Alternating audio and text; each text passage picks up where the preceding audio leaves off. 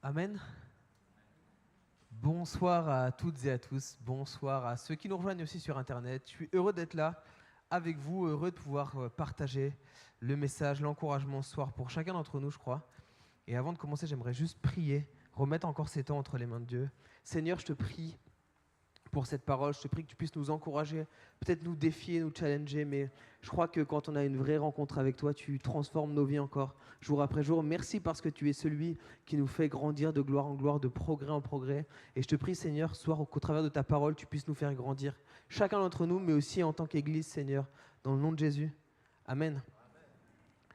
Amen. Je suis heureux d'être là avec vous. Et alors que je préparais cette pensée, je me suis souvenu d'une image il y a quelques mois de ça en arrière, un peu plus d'un an je pense. J'ai eu l'occasion d'aller sur Paris et je ne suis pas un grand fan de la vie parisienne, le stress, les métros et ce genre de choses. Mais j'étais sur Paris pour une bonne occasion, j'étais invité pour faire une formation à des leaders ados et jeunes, donc moi j'aimais ça, j'étais content. On fait toute la journée avec un de mes amis là-bas, on donne, super, et on rentre, et vient le moment de repartir chez mon ami qui habitait en banlieue parisienne. Et on doit rentrer, pour ceux qui ne sont pas habitués à Paris, en RER, à peu près 1 heure de trajet, donc il est 23h, on se dit c'est bon, on est tranquille. Sauf que Paris oblige, panne de RER, on se retrouve à 23h30 en plein milieu de Paris dans un bus relais de RER, avec 3 ou 4 fois trop de monde dans le bus. Vous savez, ces situations où tu n'as pas besoin d'être attaché, tu es debout et on se compresse les uns les autres. Les situations, quand on est claustrophobe, qui ne sont pas très agréables. Les situations où il y a quelqu'un qui souffle dans ton cou comme ça, il y a quelqu'un qui... Voilà, la transpiration du soir, tout... Je vous fais l'image. Et je suis dans cette situation-là et je me dis, Seigneur Jésus, ne m'envoie jamais sur Paris. Et en fait, la réalité, c'est que... Pourquoi je vous fais ça? C'est que je voulais que vous ayez cette image parce que le contexte du texte qu'on va lire ce soir, c'est dans ce contexte-là. Transpiration, Jean, on est collé. On le voit dans Marc 2, donc vous pouvez ouvrir votre Bible dans Marc 2. Jésus, il est là dans une maison, en train d'enseigner, et il y a une vraie foule, il y a du monde, et c'est collé quoi à ce moment-là. À partir du verset 1, quelques jours après, Jésus revint à Capernaum. On apprit qu'il était à la maison, et il s'assembla un grand nombre de personnes, un si grand nombre de personnes, que l'espace devant la porte ne pouvait plus les contenir.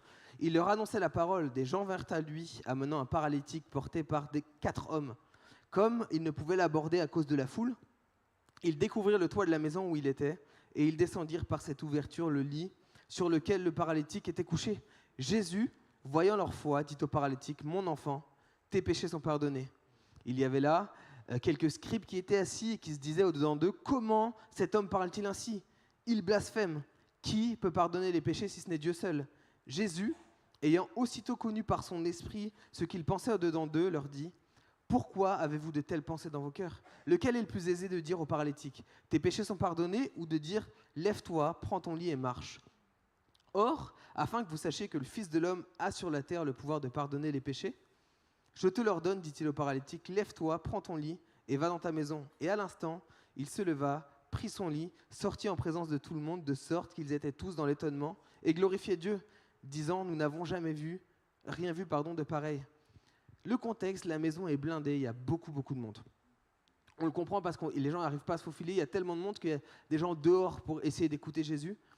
Et pourtant, on voit un groupe de 4 hommes qui...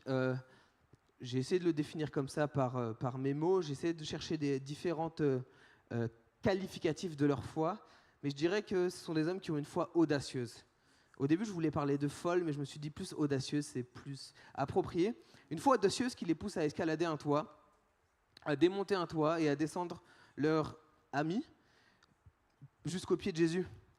Et la réalité, c'est que en réfléchissant à ce texte, je me suis posé cette question, qu'est-ce que je ferais moi pour surmonter un obstacle et atteindre ce qui compte vraiment, Jésus? Qu'est-ce qu'on est prêt à faire pour surmonter les obstacles? Est-ce qu'on est prêt à faire des fois des pas audacieux pour aller à Jésus, pour amener d'autres gens à Jésus? Ce passage m'enseigne en tout cas une pensée, c'est ce besoin en tant que chrétien d'avoir cette foi audacieuse. Une foi qui dépasse les obstacles, une foi qui ose croire au-delà de ce qu'on voit, des événements, au-delà des impossibilités. Et on va essayer de voir ce soir très brièvement comment vivre cette foi. On est tous confrontés à des obstacles. dans la vie. Si on regarde notre année 2024, chacun d'entre vous a vécu des obstacles divers. Et si vous n'en avez pas vécu, soyez bénis. Mais regardez autour de vous, il y a des gens qui ont vécu des obstacles, des défis. On est entouré de ça. Dans nos relations, dans notre marche avec Dieu, dans notre vie personnelle.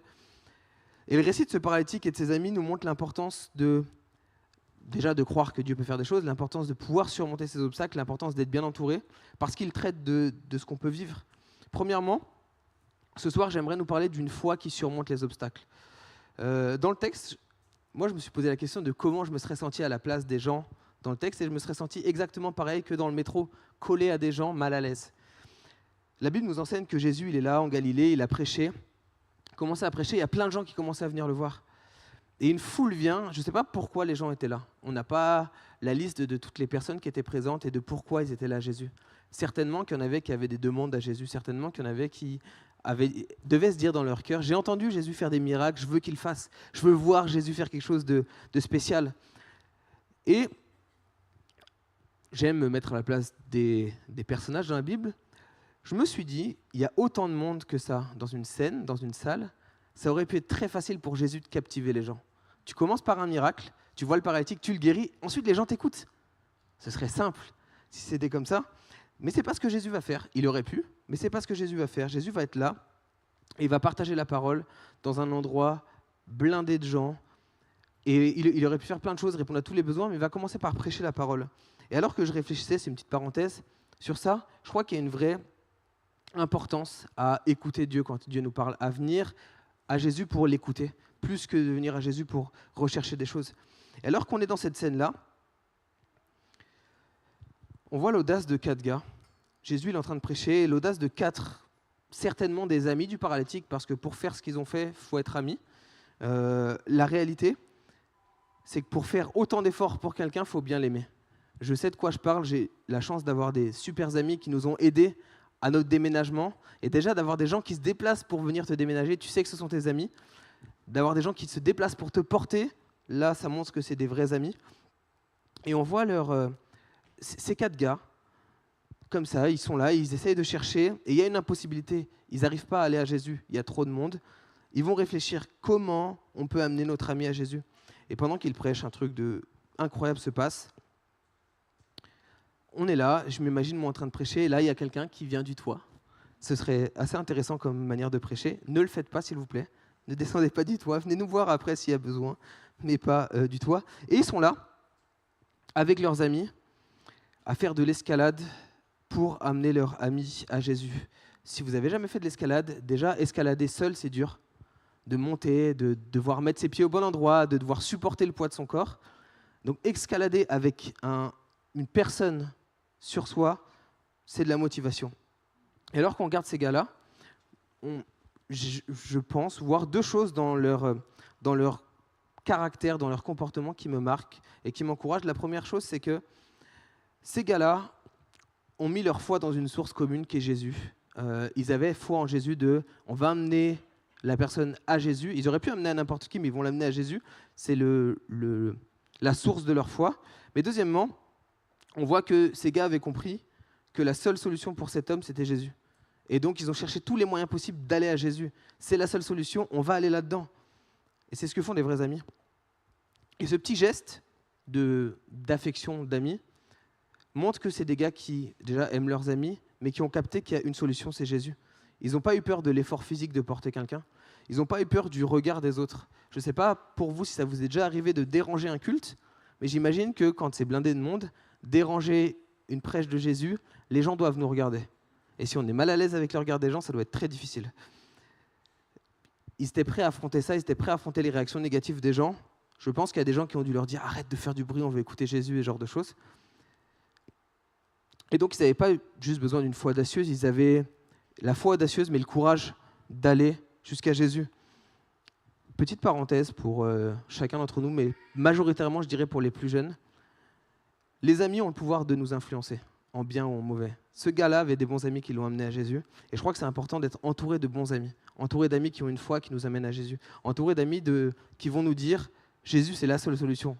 Ce n'est pas une solution parmi tous les autres, c'est la seule solution. De gens qui vont nous amener à Jésus. Je ferme vite la parenthèse pour ne pas m'éloigner trop là-dedans. Et la réalité, c'est que en réfléchissant à ça, peut-être qu'il n'y en a pas beaucoup d'entre nous qui sont paralysés, mais chacun d'entre nous avons des obstacles dans la vie.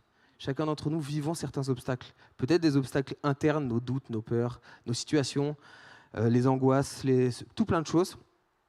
Notre manque peut-être de confiance en fait que Dieu peut répondre à nos questions. On a aussi des obstacles externes qui sont les attentes des autres, peut-être la distraction qu'on a dans notre vie, les imprévus, les impôts, tout plein de choses, la pression qu'on peut avoir. Et la réalité, c'est que on peut se retrouver dans des situations où l'obstacle nous empêche d'aller à Jésus, l'obstacle nous empêche de venir à Jésus. Et ces hommes ont cherché cette créativité, ce besoin de, peu importe ce qu'on a comme impossibilité, le but c'est d'amener les gens à Jésus.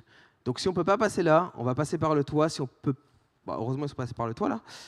Et cette foi m'encourage, moi en tout cas, à avoir une foi audacieuse pour moi, mais pour mes amis aussi. Elle ne se contente pas d'amener le paralytique là, mais elle cherche tous les moyens d'amener le paralytique à Jésus. Parce que c'est Jésus qui fait la transformation. Parce qu'ils savent que Jésus peut répondre aux attentes de ce gars-là. Ils savent que, et c'est ce qu'on va voir dans le deuxième point, mais que Jésus est la solution dont ce paralytique a besoin. Et la réalité, c'est que la foi de cet homme a changé la vie de l'autre, mais a changé aussi ses priorités. Alors que les amis déchirent le toit, j'aurais pas aimé être le propriétaire de cette maison, les amis déchirent le toit, la réaction de Jésus est perturbante. Peut-être qu'on le lit très vite, on ne prend pas le temps de comprendre ça, ou alors on ne se met pas forcément à la place, mais en tant que prédicateur, c'est pas fou d'être interrompu pendant un message. J'ai été pasteur d'ado pendant des années, et je me suis retrouvé une fois dans cette situation. On avait une petite salle où on pouvait avoir 60 personnes assises, et on s'est retrouvé très vite à grandir avec les collégiens, et sur des vendredis, on était à peu près 90, donc les ados étaient collés, serrés là-dedans, et dans les 90, j'avais 7 hyperactifs. Être interrompu en plein message, c'est dur, surtout par cette hyperactif, pardon, je cherchais le mot. Et les prédicateurs, en tout cas moi, je ne suis pas fan quand on est interrompu, mais là, Jésus va être interrompu pendant ce message. Et au lieu de réagir, Jésus va dire quoi ? En plein milieu de cette scène où il prêche, il est interrompu. Jésus, voyant leur foi, dit au paralytique, « Mon fils, tes péchés sont pardonnés. » Incroyable réaction de Jésus. Jésus regarde la foi de ses 4 amis, mais il ne parle pas aux 4. Il parle au paralytique. Il va lui dire, « Tes péchés sont pardonnés. » Surprenant. Jésus est très surprenant. Si vous ne le saviez pas, je vous donne un scoop ce soir. Jésus est très surprenant. Et la réalité, c'est que les gars l'ont amené à Jésus pour une réponse physique, pour un besoin physique, paralysé. Et Jésus ne répond pas aux besoins de cet homme. Quand Jésus lui dit « Mon fils, tes péchés sont pardonnés », le monsieur est toujours paralysé. Le besoin avec lequel il est venu, il est encore là. Pourtant, il a reçu quelque chose de bien plus grand que cette guérison physique. C'est une guérison d'abord spirituelle. « Mon enfant, tes péchés sont pardonnés ». Ça semble étrange, parce que cet homme a un besoin physique et Dieu va lui répondre par un besoin spirituel. Parce que Jésus savait les vrais besoins de cet homme, prioritairement. Il discerne le problème le plus urgent du gars. C'est bien la guérison physique, mais il y a plus urgent. Il y a ta guérison éternelle, il y a ton âme qui est bien plus urgente que ta maladie tout de suite là. C'est ce qui va choquer les scribes quand il va dire je te pardonne de tes péchés et tout. Et en agissant ainsi, Jésus il enseigne que les besoins spirituels sont bien plus importants que nos besoins matériels et physiques, temporaires. Parce que la réalité, c'est que nos besoins spirituels sont éternels, nos besoins physiques sont temporaires. Et la guérison du corps, on la verra, elle vient plus tard. Ce qui reçoit, c'est cette guérison. Il y a un pasteur qui s'appelle Warren Wiersbe, pour les Allemands, peut-être que je prononce bien, mais si ce n'est pas le cas, pardonnez-moi. Il dit « Le pardon des péchés est le plus grand miracle que Jésus ait accompli. Il répond aux plus grands besoins, il coûte le prix le plus élevé, il apporte la plus grande bénédiction et il produit les résultats les plus durables. » La guérison physique était une bonne chose, il en avait besoin, mais il avait besoin d'autre chose cet homme. Il avait besoin d'une guérison spirituelle, il avait besoin d'être pardonné. Et ce qui me touche dans ça, c'est... j'ai pas le ton, mais on le ressent dans le texte, la tendresse avec laquelle Jésus il va le voir. « Mon fils, tes péchés sont pardonnés. » Une douceur avec laquelle, un amour avec lequel Jésus lui parle. Parce que la réalité, c'est que Jésus connaît nos besoins. Jésus connaît vos besoins. Plus que vous-même. Faisons-lui confiance parce qu'on sait que lorsqu'on vient à lui, il sait de quoi il parle. Et lorsqu'on amène des gens à lui, il sait de quoi il parle. Peut-être on peut, comme ces gars, et comme ce paralytique, chercher des solutions temporaires. On a besoin de ça. Jésus, j'ai besoin de ça, j'ai besoin de ça. Et Jésus lui dit d'abord, mon fils, tes péchés sont pardonnés. Est-ce qu'on est prêt à laisser Jésus remettre de l'ordre dans nos priorités, dans nos besoins, de lui donner accès totalement à notre cœur, à ce qui compte le plus dans nos vies? Parce que Jésus nous appelle à vivre cette foi-là, à vivre cette rencontre avec lui. Et alors que je regardais ce texte, une des choses que j'avais rarement vues personnellement, c'est ce qu'on voit à la fin. L'endroit, il est bondé. L'ambiance, elle est certainement... il doit faire chaud, ça doit puer la transpi, il doit y avoir beaucoup de gens et tout. Le toit a été ouvert, un homme descend par le toit, il vient, il est pardonné de ses péchés, il y a une petite discussion avec les scribes, il est guéri. Et alors que je réfléchissais, je m'imagine à la place de cet homme, l'homme qui descend par le toit, qui ressort par la porte. J'aurais trop aimé voir ça. Il doit bousculer les gens en disant « Pardon, je peux marcher maintenant, pardon ». Vraiment, ça doit être top à sa place. En bousculant les gens pour se frayer un chemin. Et le texte nous dit qu'à cause de ça, au verset 12, tous étaient remplis d'étonnement et glorifiaient Dieu. En fait, ce qui est beau dans ce texte, ce que j'aime dans ce texte, c'est que la foi audacieuse de 4 gars a amené Dieu à être glorifié. En aucun cas, il est dit tous étaient remplis d'étonnement et glorifiaient les 4 hommes qui avaient la foi. Tous étaient remplis d'étonnement et glorifiaient le monsieur qui a été guéri. Mais c'est Dieu qui est glorifié. En fait, leur foi audacieuse d'amener les gens à Jésus a amené la gloire à Jésus. Et je trouve ce détail très important. Cet homme sort et Dieu commence à recevoir la gloire pour ce qui s'est passé. Pourquoi, c'était ma question que je me posais, mais pourquoi on fait ce qu'on fait?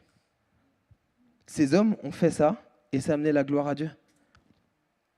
Amener les gens à Jésus et non à nous amène Dieu à être glorifié et non nous. Et c'est la question que je me suis posée. Le gars est là, il est guéri, truc de fou, et c'est Dieu qui est glorifié. Incroyable. Et peut-être qu'on est là ce soir, et je ne sais pas quelle est votre situation de vie. Il y a des saisons de vie où on est plus comme les 4 hommes qui portons nos amis et les emmenons à Jésus. Et il y a des saisons de vie où on est plus comme le paralysé qui avons besoin d'être portés et d'être amenés à Jésus. Mais la réalité, c'est que Jésus ne se met pas en colère. Jésus, il est heureux d'avoir cette rencontre avec cette personne. Je ne sais pas quelle saison de vie vous traversez. Je ne sais pas comment a été 2024 pour chacun. Peut-être que c'était une super année et gloire à Dieu, vous avez la foi pour porter tout le monde. Mais peut-être que c'était une année plus difficile, plus délicate. Et alors que je réfléchissais sur ce texte-là, peut-être que pour certains, cette année a été une année un peu de dérive vis-à-vis de Dieu. Et la dérive, c'est quelque chose de particulier. Ici, on ne le sent pas trop dans la mer et tout, quand on se baigne et qu'il fait beau. Mais quand on est dans l'océan, il y a un principe avec les vagues et ce genre de choses, qui est qu'on peut dériver très vite sans s'en rendre compte. L'année dernière, on était à l'océan avec Ezra. Je ne le laisse pas tout seul dans l'océan, ne vous inquiétez pas, je suis un papa. Je le tiens avec moi. Et alors qu'on est en train de se baigner, on reste 5-10 minutes dans l'eau.